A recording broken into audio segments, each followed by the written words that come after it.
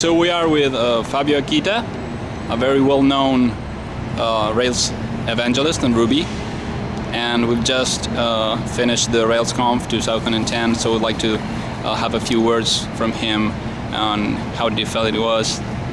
All right, this event was amazing. I loved it. It's here in Baltimore. The weather is great. It's a little bit too hot maybe.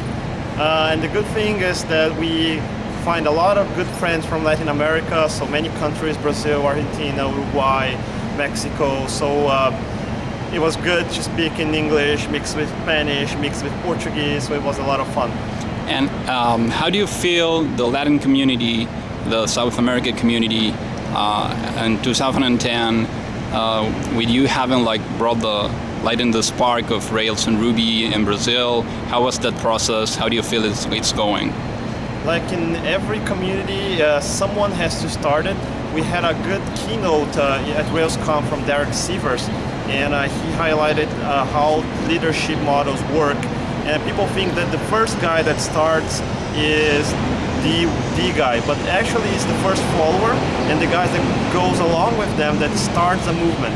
So the first thing to know is that you shouldn't be embarrassed for being alone or just one. You get one, you search for the second one, then you start creating a movement, even though it feels like it would not work. In Brazil in 2006, I was pretty much alone where I was. I didn't find anyone. There were Rubyists, some Rubyists hidden in some places. I just had to find them and get them together. And then we started a small group, and the small group got momentum, and now we have hundreds of developers. And how do you feel that this community is different from other communities? We were talking previously off camera of 3 pillars you think this community has. Yeah. Can you explain that for us? Sure. Well, I should mention that it actually was 4. I think the first one is that this is one of those communities that has no big companies supporting them, no IBM, no Microsoft, no nothing. So it's driven by sheer passion and the will to do something. And then the 3 pillars of Rails by itself is the first thing is entrepreneurship. So this is not a language that was made by a committee, by academics. It's not a theoretical thing. It was made to make money. So this is the first thing you have to know. You have to know how to build a business, build a product, a service, and do something useful. Then the second thing is good quality. So it's not only getting, because Ruby is compact, it is have less lines of code. This is not the thing. The thing is we need to build products that we can maintain, that we can expand, add features. So without having agile practices like testing, like continuous integration, like repositories and all the other stuff, this will not work. It's gonna crash down. And the third thing is the open source ecosystem. So whenever we have a problem, we don't stop complaining, and because there's no big company to complain to anyway, so we just go and fix it. And this builds a very strong ecosystem. Even though there are other frameworks that copy Rails, none of them have the ecosystem behind it. So it's not the same thing. It's not only copying Rails. Rails is just one small part of it.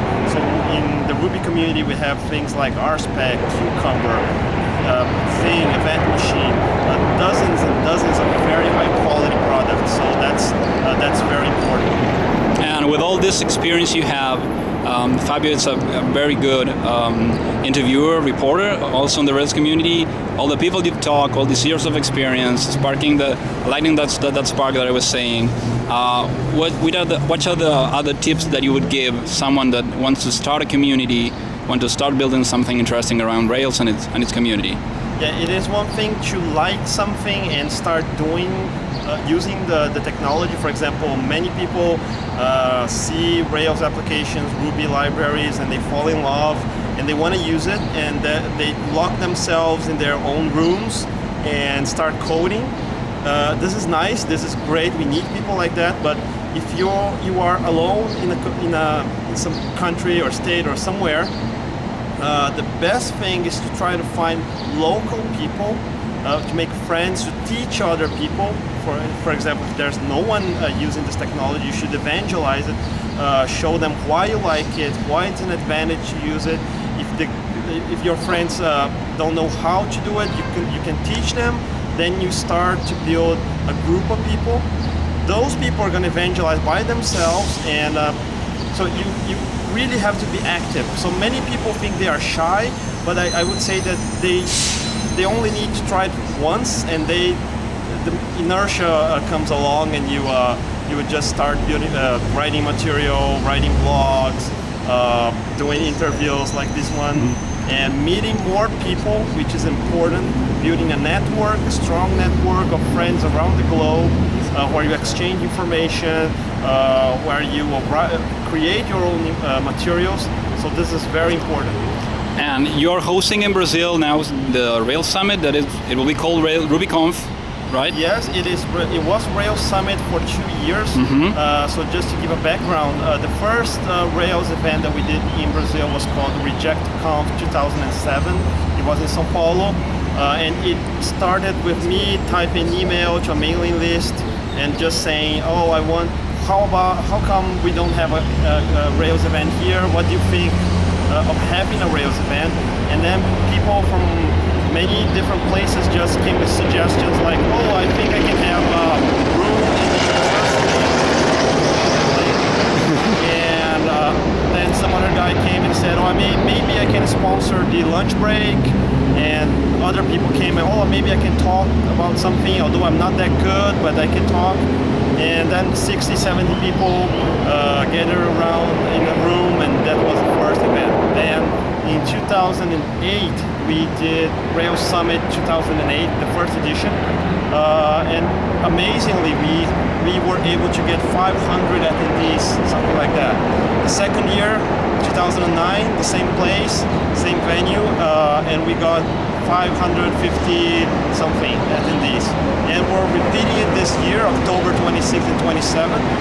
But this time it's going to be called RubyConf Brazil by Ruby Central, the official RubyConf in Latin America. So I think it's going to be awesome. Even more people, more chances and opportunities for networking and exchanging information. Well, Fabio, thanks very much for this time.